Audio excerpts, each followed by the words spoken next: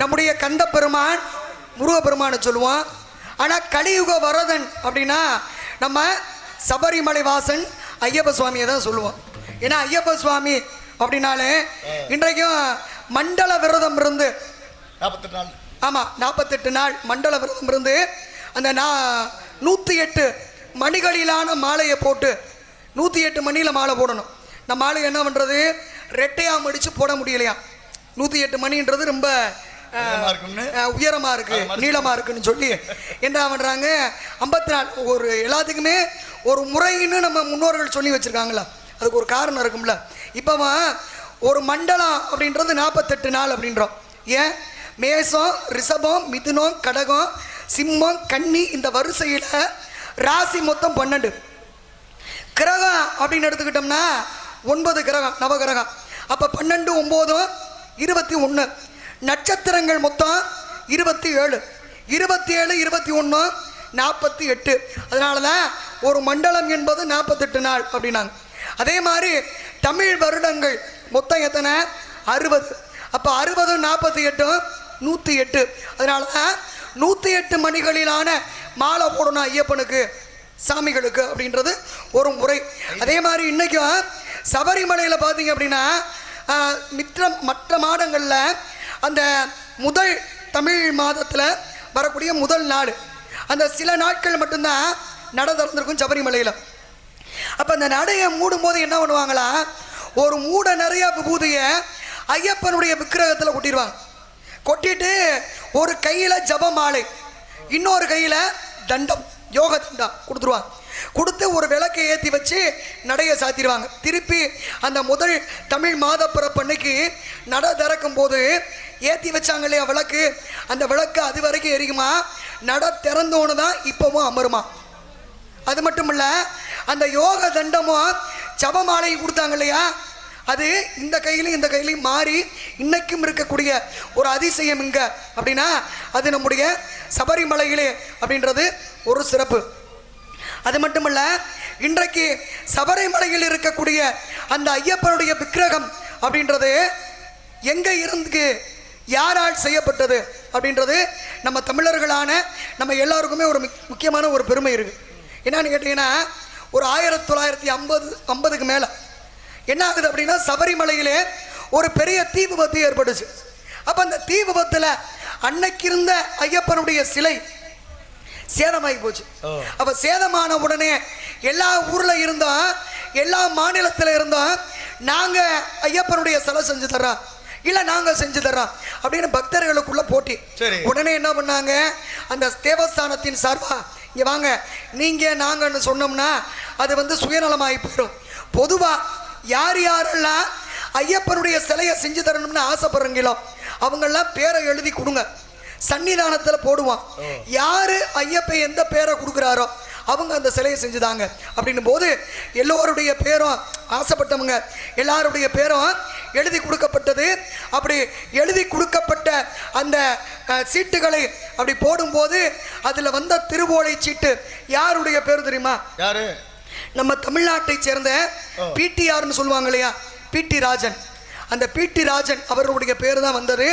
இன்னைக்கு சபரிமலையில் இருக்கக்கூடிய ஐயப்பனுடைய சிலை என்பது நம்ம தமிழ்நாட்டில் இருந்து செய்து கொடுக்கப்பட்ட ஒரு சிலை அப்படின்றது நம்ம எல்லாருக்குமே ஒரு பெரிய ஒரு பெருமை, பாக்கியம், நன்றி. அது மட்டும் இல்லை, ஏன்னா 2 சிலை செஞ்சாங்க. இந்த 2 சிலையில் இதில் நாடக கலைஞர்கள் எங்களுக்கு ஒரு பெருமை இருக்குது. என்னன்னா மதுரையிலே நவாப் ராஜமாணிக்கம் பிள்ளை அப்படின்னு ஒரு பெரிய நாடக கம்பெனியை அந்த காலத்தில் வச்சுருந்தவராம். அவர் என்ன பண்ணார், இந்த சபரிமலை ஐயப்பனுடைய சிலையை எடுத்து ஒவ்வொரு இடத்துக்கா அவரோட பிடிஆரோட சேர்ந்து ஐயப்பனுடைய கதைகளை சொல்லி பிறகுதான் அங்கே ஒரு சிலை கொடுக்கப்பட்டது. இன்னொரு சிலை எங்கள் மதுரையில் மேலமாசி வீதி அப்படின்ற இடத்துல இருக்க ஐயப்பன் கோவிலில் இன்றைக்கும் உண்டு. இப்போ சபரிமலையில் இருக்கக்கூடிய சிலை தமிழர்களான நம்மளால் செய்து கொடுக்கப்பட்ட சிலை அப்படின்றது ஐயப்பன் நமக்கு கொடுத்த ஒரு பெரிய பாக்கியம். இப்படி இருக்கும்போது இன்றைக்கும் பார்த்தீங்கன்னா பொதுவாக கோவிலுக்கு மாலை போடுறான். மாலை போட்டால் ஒரு பச்சை நிறத்தில் ஆடை கொடுத்துவாங்க, மஞ்சள் நிறத்தில் ஆடை கொடுத்துவாங்க, காவி நிறத்தில் ஆடை கொடுத்துவாங்க. ஏன் மேல் மருவத்திற்கு சிகப்பு நிறத்தில் கூட ஆடை கொடுத்துறது உண்டு. ஆனால் சபரிமலைக்கு போகிற பக்தர்கள் மட்டும் கருப்பு நிறத்துலையும் நீல நிறத்துலையும் ஆடை உடுத்தி போகிறாங்கல்ல. ஆமாம், ஏன்? அதுதான் உங்கள்கிட்ட நாங்கள் கேட்கலான் இருந்தோம். ஏன்னா கருப்புன்றது பொதுவாக ஒரு எதிர்மறையை குறிக்கும் நிறம் அப்படின்னு நம்ம நம்புறோம். சில பேர் கருப்பு ஐயோ ஆகாது அப்படி இப்படின்னு சொல்ல ஊரில் கூட ஒரு நல்ல விசேஷத்துக்கு கருப்பு ஆடை உடுத்தினா இன்னைக்கு வேணாம்ப்பா அப்படின்வாங்க. அப்போ அப்படிப்பட்ட நிறத்தை இவ்வளவு ஒரு கடுமையான தெய்வம் ஐயப்ப சுவாமி அவருக்கு உடுத்தி போகிறாங்கன்னா அதுக்கு ஒரு காரணம் இருக்கும் இல்லையா? ஏன்னா சனீஸ்வரர்கிட்ட ஐயப்பன் சொன்னாரா, என் பக்தர்களை நீங்கள் பிடிக்கக்கூடாதுன்னார். அப்போ சனீஸ்வரர் சொன்னார், நான் சூரியன் பிள்ளை, ஆனால் என்னைய படைச்சி எனக்கு இந்த வேலையை கொடுத்தவர் சிவபெருமான். அந்த சிவபெருமானை நான் பிடிக்கிற நேரம் ஒன்று வந்துச்சு. நான் போய் அவர்கிட்ட சொன்னேன், அனுமதி கேட்டேன். அவர் என்ன சொன்னார், என்னை உன்னால் பிடிக்க முடியாதுன்னார். அப்படியா, பார்ப்போம் அப்படின்ட்டு உடனே என்ன பண்ணாரா சிவபெருமான், நாரைன்னு ஒரு பறவை இருக்குல்ல, நாரை, அந்த நாரைன்ற பறவையாக மாறி பூமியில் ஒரு குளத்தில் இருக்கார். அப்போ சனீஸ்வரர் விட்டாரா? விடலை. இவர் என்ன பண்ணுறாரு, கெளுருன்னு ஒரு மீன் இருக்குல்ல, கெளுத்தி மீன், அந்த கெளுத்தி மீனாக மாறி அதே குளத்துக்கு சனீஸ்வரர் போகிறார். சிவனுக்கு பசிக்குமா? ஆனால் விதிவசம் பசிக்குது. என்ன பண்ணார் சிவன், அந்த கெளுரு மீன் இருந்துச்சுல சனீஸ்வரன், அவரை எடுத்து சாப்பிடலான்னு வாய்க்குள்ளே தூக்கி போட்டா இந்த கெளுத்தி மீனுக்கு மட்டும் முள்ளு கொஞ்சம் வித்தியாசமாக இருக்கும். உள்ளே போட்ட உடனே சிவன் தொண்டைக்குள்ளேயும் போல, தொண்டைக்கு வெளியில் கக்கவும் முடியலை, முள்ளு மாட்டிக்கிட்டு படாத பாடு படுத்திட்டான். ஆனானப்பட்ட சிவனையே விட்டாராம். அதனால தான் இன்றைக்கி நம்ம நாட்டில் ஒரு பழமொழி சொல்லுவாங்க. என்ன பழமொழி? சனியை முடிச்ச நாரை கெளுரை பிடிச்சி முழுங்குச்சு. பழமொழி இதுதானா? அந்த பழமொழியும் அதனால தான் வந்துச்சான்.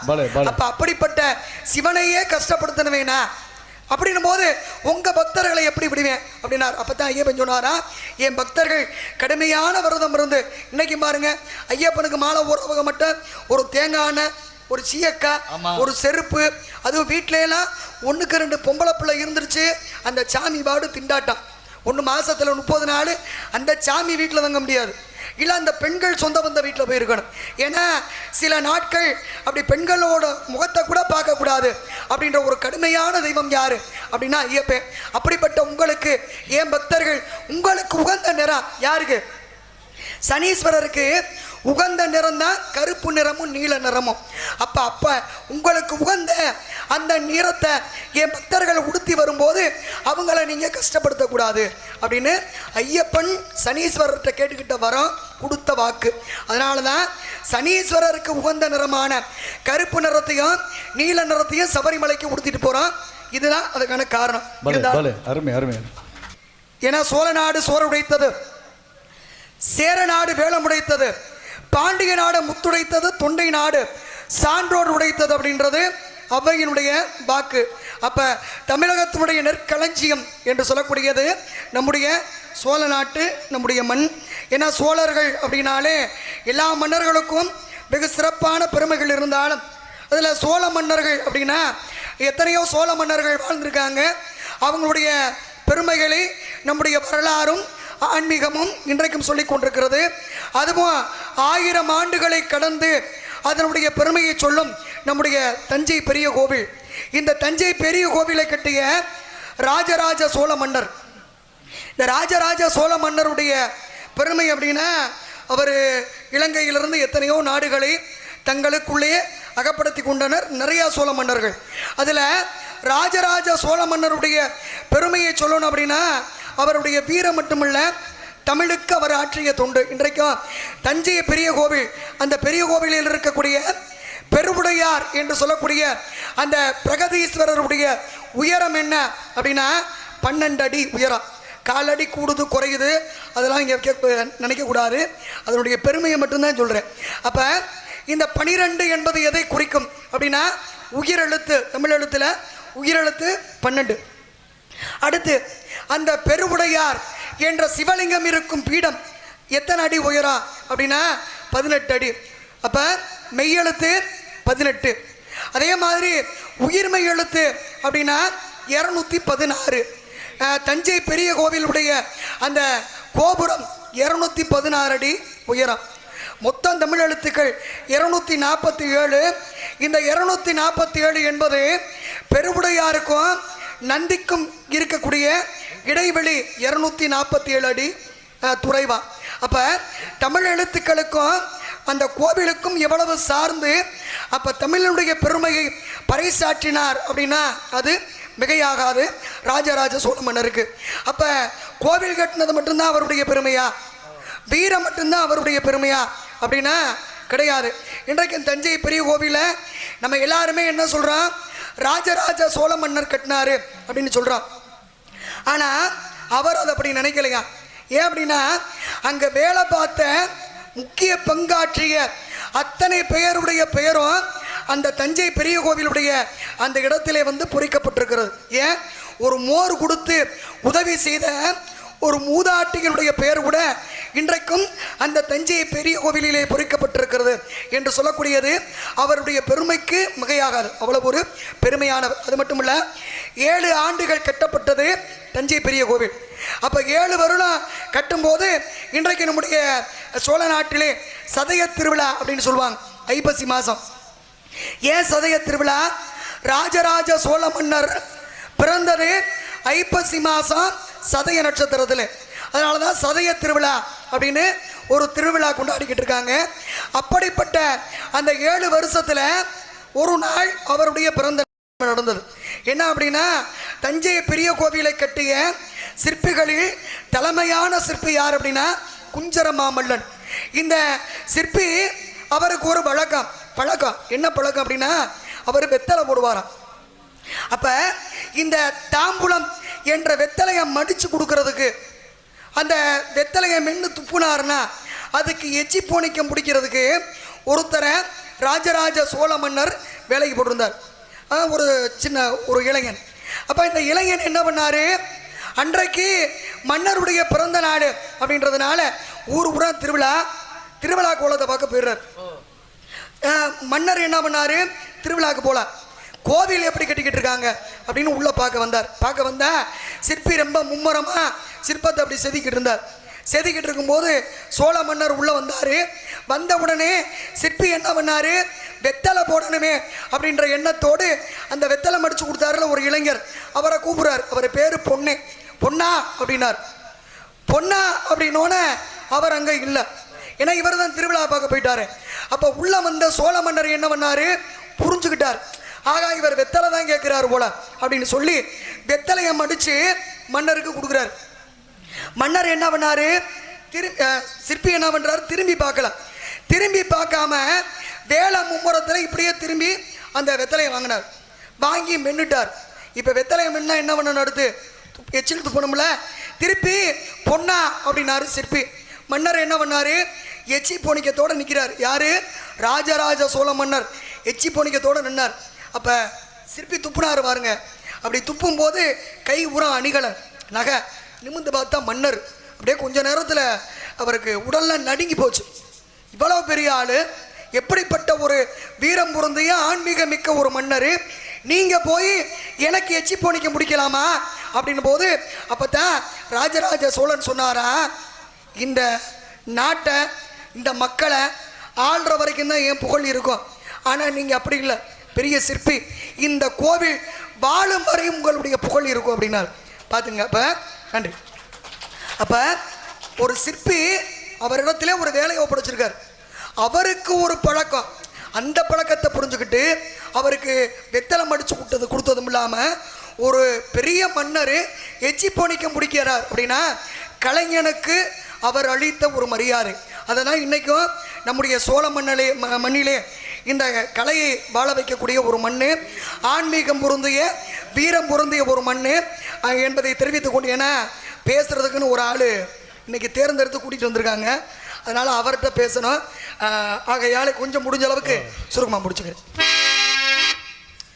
நவராத்திரி சுபராத்திரி. ஏன்னா பொதுவாக பெரியவங்க இந்த ஐயா அவங்க இருக்காங்க, அவங்கள்ட்ட போய் இப்போ நான் வணக்கம்னு சொல்கிறேன், ஒரு ஆசீர்வாதம் வாங்குகிறோம். ஒரு காலில் விழும்போது என்ன சொல்லுவாங்க, நல்லா இருப்பா 16 செல்வங்களும் பெற்று வாழணும், வாழையடி வாழையாக வாழணும், 100 வயசு வரைக்கும் வாழ்ப்பா அப்படின்னு சொல்கிறாங்கல்ல. அது என்ன 100 வயசு வரைக்கும் வாழுன்னு எல்லா ஊர்லேயும் நம்ம நாட்டில் ஒரு பழக்கம் உண்டுல்ல. ஏன் ஒரு 110 வயசு வரைக்கும் வாழுன்னு சொல்லலாம்ல? இருக்கலாமே. ஏன் 100 வயசு வரைக்கும் மேலே வாழ்றவங்க இல்லையா? 110, 115, 120 வாழ்றாங்கல்ல. அதுக்காக ஆண்டவன் அழைச்சாருன்னா 30, 40 கூப்பிட்டாருன்னா கூப்பிட்டு வந்தேன். ஆனால் பொதுவாக சொல்கிற வார்த்தை 100 வயசு வரைக்கும் வாழு. ஏன் இந்த 100 வயசு வரைக்கும் வாழுன்னு சொன்னாங்க அப்படின்னா, முதல்ல இறைவன் சில உயிர்களை படைச்சார். படைச்சு நீங்கள் எல்லாம் வாழ்ந்து பாருங்க அப்படின்னார். யார் யாரை படைச்சாரு? மனுஷனை படைச்சார். நம்ம மனிதர்கள்லாம் படைச்சு நமக்கெல்லாம் ஆண்டவன் கொடுத்த ஆயுசு வெறும் 40 வயசு தான் முதல்ல. அடுத்து என்ன பண்ணாரு? நாயை படைச்சார். நாயை படைச்சு நாய்க்கு 40 வயசு ஆயுசு கொடுத்தார். ஆந்தையை படைச்சார். ஆந்தைக்கும் 40 வயசு. மாட்டை படைச்சார். மாட்டுக்கு 40 வயசு. நீங்கள் எல்லாம் போய் கொஞ்ச நாள் பூமியில் வாழ்ந்துட்டு இந்த வாழ்க்கை எப்படி இருக்குன்னு வந்து சொல்லுங்கன்னார். கொஞ்ச நாளில் நாய் திட்டுன்னு ஓடிடும். வேகமாக ஓடி சாமியை பார்த்து சொல்லிச்சான், சாமி என்னால் இந்த வாழ்க்கையில் இவ்வளோ வருஷம் வாழ முடியாது. ஆமாம், ஒரு வீட்டில் வளர்க்குற வீட்டில் ஒரு புருஷனுக்கு பொண்டாட்டிக்கு சண்டை வந்தால் பொண்டாட்டி அடிக்க முடியாதவன் என்னையை தான் அடிக்கிறான். புருஷன்ட்டு அடி வாங்குற பொம்பளையும் என்னையை தான் அடிக்குது. அதனால் என்னால் இவ்வளவு கஷ்டப்பட்டு உணவு தேடி இந்த பூமியில் 40 வருஷம் வாழ முடியாது. எனக்கு 20 வருஷம் போதும், மீது 20 நீங்களே வச்சுக்கங்கன்னு கொடுத்துட்டு போயிடுச்சு. அடுத்து ஆந்தை வந்து சொல்லிச்சான், நானே ராத்திரியில் கண்ணு தெரிஞ்சு காலையில் கண்ணு தெரியாமல் பிழைக்கிறேன். ஏன்னா ஆந்தைக்கு ராத்திரியில் தான் கண்ணு தெரியும், காலையில் கண்ணு தெரியாது. என்னால் இந்த அறவோர வாழ்க்கையோட 40 வயசு வரைக்கும் வாழ முடியாது. எனக்கு 20 வயசு போதும், மீதி 20 நீங்களே வச்சுக்கிட்டு அதுவும் கொடுத்துட்டு போயிடுச்சு. மாடு வந்திருக்கு. மாடு வந்து சொல்லிச்சான், வளர்க்குற வீட்டில் புண்ணாக்கு கரைச்சா தான் கரைக்கிறாங்க, பருத்தி கொட்டை போட்டா தான் போடுறாங்க. பசி தாங்க முடியாமல் பக்கத்து காட்டில் போய் சாப்பிட்டா அடித்து பஞ்சாயத்து வச்சு நீதிமன்றம் வரைக்கும் போகுது பிரச்சனை. ஆமாம், அதனால் எனக்கு 40 வயசுலாம் வேணாம், எனக்கு 20 வயசு போதும் அப்படின்னு மாடுன்னு சொல்லிட்டு போயிடுச்சு. இறுதியாக நம்ம மனுஷன் வந்தார். மனுஷன் போய் சாமியை பார்த்து சொன்னாரா, எங்க இது நியாயமா? மனுஷனா பிறந்து வளர்ந்து கல்யாணம் பண்ணி புள்ள ஊற்றி பெற்று பேரையும் பெற்று பார்க்க 40 வயசு போதுமா? பத்தாது, எனக்கு இன்னும் வேணும் இருக்கேன். சாமி பார்த்தார், இவன் தாண்டா சரியான ஆளு அப்படின்னு இந்த நாயிட்ட ஆந்தையிட்ட மாட்டுட்ட வாங்கின ஆயுச பூரா மனுஷனை வச்சுக்கிட்டார். அதனால தான் இன்னைக்கு பாருங்க 40 வயசு வரைக்கும் மனுஷனா வாழுவான். 40 வயசுக்கு மேலே என்ன குணம்னு சொல்கிறான்? நாய் குணம்ன்றாங்கல்ல. 40 வயசுக்கு மேலே நாய் குணம். 40 வயசுக்கு மேலே நாய் குணம்னு சொல்லுவாங்கல்ல. ஏன்னா நாயோட ஆயுசில் வாழ்றதுனால அது புத்தி வந்துருமா. அடுத்து 60 வயசுக்கு மேலே ஆந்த குணமா. ஏன்? ஆந்தைக்கு மாதிரியே எவ்வளவு கடகாத்திரமான ஆளாக இருந்தாலும் கண் பார்வை குறைய ஆரம்பிச்சிடும். அடுத்து 80 வயசுக்கு மேலே இருந்தோம்னா எப்படி மாடுக்கு வந்து ஒருத்தருடைய துணை கட்டக்கூட அவுத்து விட முடியுமா, அது மாதிரி ஒரு பிள்ளை குட்டியோ பேரன் பேத்தையோ அந்த மனிதருக்கு 80 வயசுக்கு மேலே உறுதுணையாக இருந்தால் தான் அந்த வாழ்க்கையில் வாழ முடியும். அப்போ நாய்கிட்ட வாங்கின 20, ஆந்தைகிட்ட வாங்கின 20, மாட்டிட்ட வாங்கின 20, 3 20 60, ஏற்கனவே நமக்குன்னு கொடுத்த 40, 60 40 100. அதனால தான் 100 வயசு வரைக்கும் வாழு அப்படின்னாங்க.